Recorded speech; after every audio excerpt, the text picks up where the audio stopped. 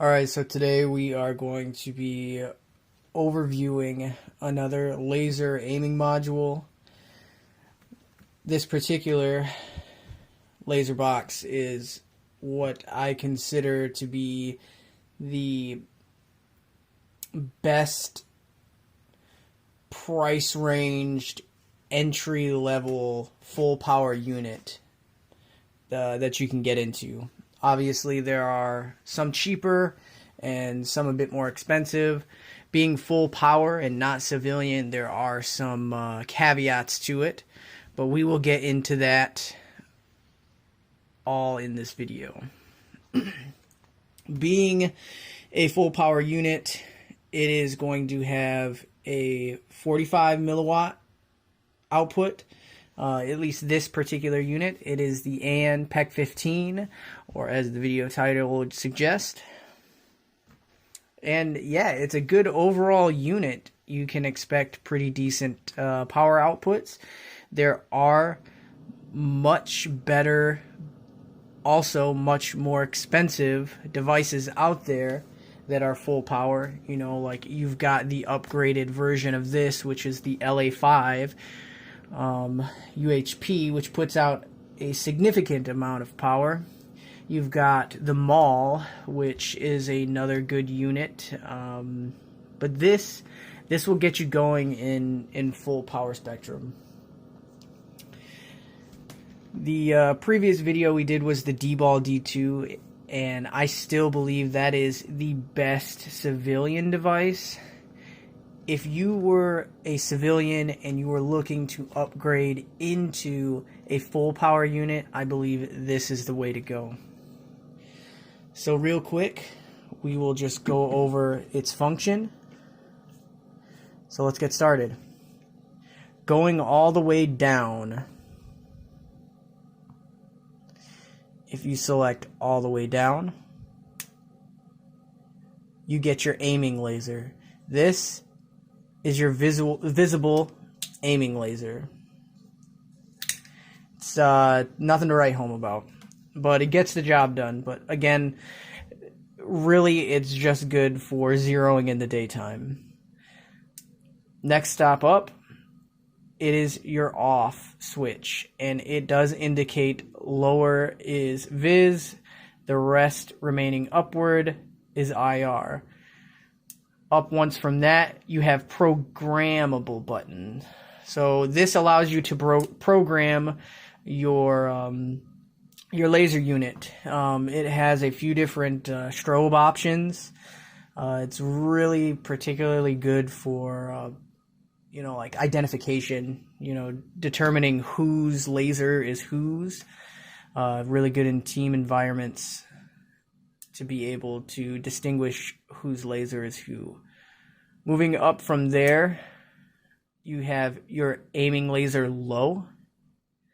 This is going to be your IR aiming laser in low mode. Moving up from there, you'll have dual. Dual is going to be your aiming laser and your illuminator on low. Moving up from there, you have aim high. That is going to be your IR laser aiming high. High powered, excuse me. Then moving on from there, I don't know if you can see that right there.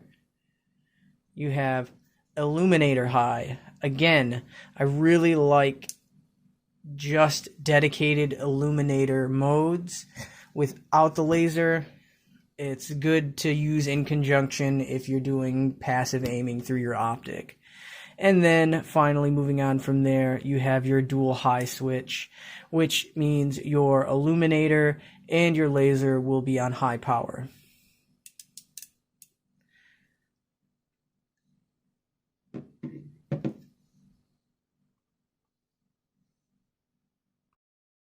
One thing that I do think is very important with your laser unit is your switchology. Some people disagree. They don't think the switchology on this device is very good, but I like it. It's got a nice smooth side over here. It allows me to grip and put my thumb directly over the fire button, or just off to the side if I'm not using it, but it's easy to manipulate. Very, very easy. And if I don't have very big hands, so I like the size of it. And moving forward with the Switchology, just off of your fire button, it's easy to manipulate this and get it to directly where you want. And since these are rigid right here, or they got little ridges on them, you can really feel it. It's very tactile. You know what position you're going into. The big fire button's really nice. Like I said, it's like the Peq-15, the full power Peq-15 is like the Glock 19 of the laser aiming modules. It's super rugged. It's really common. It's a great unit. Okay, let's go ahead and move over into the weight. This unit is made out of a hybrid polymer, and it is nice and lightweight. Not even looking at a pound, you're looking at 7.2 ounces. Very lightweight. It doesn't add a whole lot to the end of your gun. Like I said, it's a good unit, you know. Now, we can also move into some of the cons of the unit. One of the cons is if you are a civilian and you're not able to purchase these devices new from a reputable dealer, if this device fails on you, it's going to be hard to repair it. You're not going to be able to send it to someone for repairs. You're going to kind of be SOL unless you know somebody that can fix it. You can find these all over for relatively good prices. This is a newer model, or a newer manufactured model, but you can find some old salty ones for pretty cheap. This one, the illuminator is pretty nice on it. It's not the greatest. It is that Petri dish that I've talked about before, but being full power, it's not bad. It's completely usable, and I will go into this in more detail in a segment of this video, but the D-Ball D2 did really good because of its high output power to break through photonic barriers so that you can see on the other side of a street light, or you can see into a shaded area really well. This is going to do even better, and the reason being is because it is a laser-based unit. The laser-based illuminators tend to have an easier time pushing through those photonic barriers. The only time I can really recommend that, though, is with the full power units, whereas the civilian-based ones, they don't cut it. They don't have enough power to really push through. Whereas the LED, you can get a lot of output and punch through photonic barriers just fine with a civilian unit. Another con with this is that it is the thumb screw, or the flathead screw clamp design. It's not a bad design, so to speak, but one side is metal, the other side is the polymer plastic. I have seen these crack, chip, and break, but that's under some pretty hard use. I think under typical use cases, you're not going to find that to be a problem. Those are really the main cons you're going to find with this unit.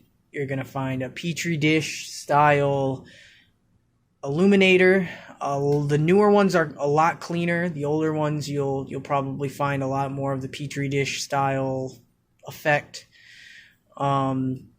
These can break, though not often. The price, it's going to be obviously more expensive. And then the other con obviously being that getting repairs for a damaged device is going to be difficult. You can find people that'll fix it. You can find You can find broken units and kind of salvage the parts. There are ways to fix it. I guess another small con is that these snap. But that's about it, man. It's a good unit. I like them. It's not my number one preferred unit. So we're going to get to my number one preferred unit eventually. But I'm just kind of going through all of the options. I do have more full power options than I do civilian options. But we will go through all that. But as far as a rock solid good unit, you can't go wrong with an AN Peq-15. Anyways, if you like this video, please leave a comment, like it. Definitely subscribe. It's going to help me out. It's going to be able to allow me to continue to bring content. If there's anything you'd like to see, please leave it down in the comments. I'm happy to do my best to bring it to you guys. Anyways, stay safe out there, and yeah, see you on the next one.